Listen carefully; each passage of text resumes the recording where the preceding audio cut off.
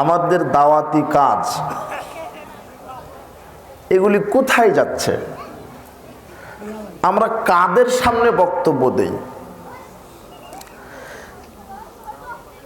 একটা গরু যদি আমার বাড়িতে 1 বছর থাকে, তো ওকে যখন জমিনে চাষ করি, এখন তো কি মাঠে ট্রাক্টর, তাই না? আগে কিন্তু আমার বাপ দাদারা গরু দিয়ে কি করছে?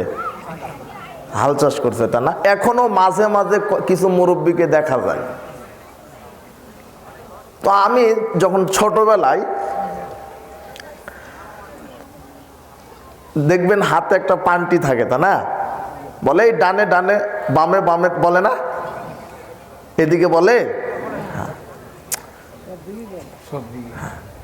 তখন ও কিভাবে বোঝে যে আমাকে ডানে যেতে বলছে, বামে যেতে বলছে? আমি এই চিন্তা ধরে না,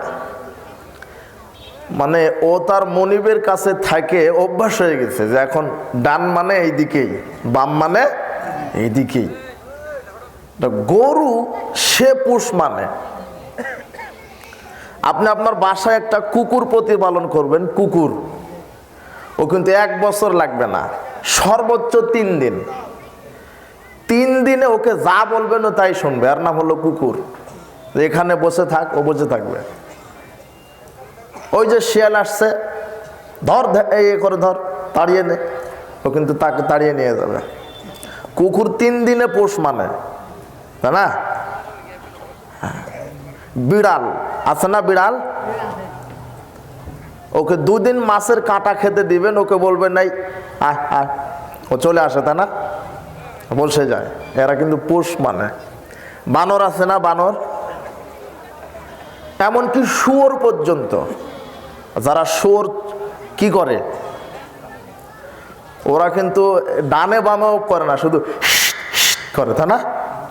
তাতেও বুঝে নাই যে মালিকে কি বোঝাতে চাইলো, তাই না? আপনারা কি বুঝতে পারছেন কিছু? কিন্তু আজকে, মানে আজকে না, আসলে আমি চিন্তা করলাম, আজকে মাহফিলে এসে বুঝতে পারলাম যে শয়তানের এত পাওয়ার। যেটা কুকুর পোষ মানে মনিবের, গরু পোষ মানে মনিবের, একটা বিড়াল পোষ মানে মনিবের, শুয়োরও পোষ মানে তার মনিবের। কিন্তু বর্তমানে মুসলিম জাতি এমন হয়ে গেছে, এরা কুকুর, শ্রীগাল, শুয়োর, বানরের চাইতে খারাপ।